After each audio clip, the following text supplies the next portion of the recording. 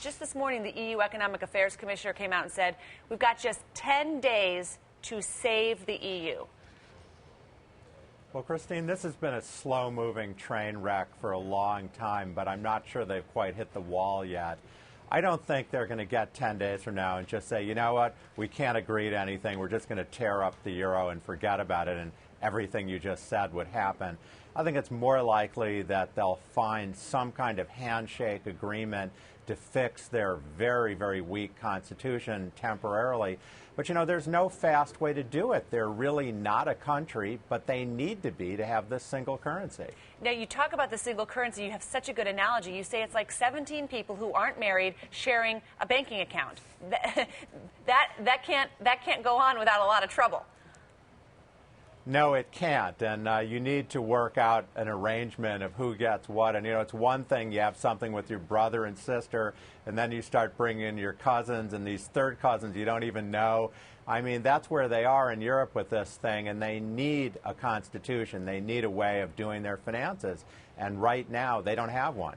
So if it's a big dysfunctional family with cousins and third cousins and everyone bringing in different amounts of money and taking more money than others out of the banking account, you got Germany sitting at the head of the table. They're essentially the only ones who can get the house in order. A lot of people calling on Germany just to really, you know, step up and lead here, and they're not doing it quite yet. So far, and of all people, Ken, we see the Polish foreign minister begging Germany to help.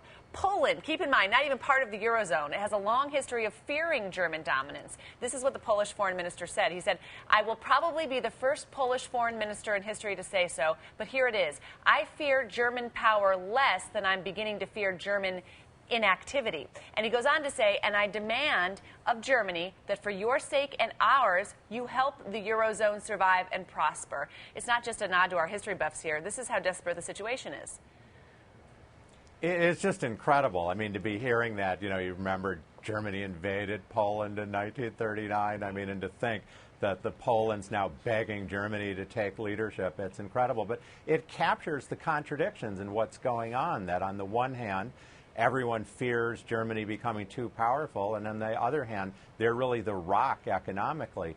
The Germans really are willing to do more, but they say, look, guys, we want to have a system which decides you can't just run deficits and then we pay for it all the time. We want rules. We want some order here, and then we'll come in, then we'll let the central bank print money. And the countries want Germany's money, but they don't want to agree to anything.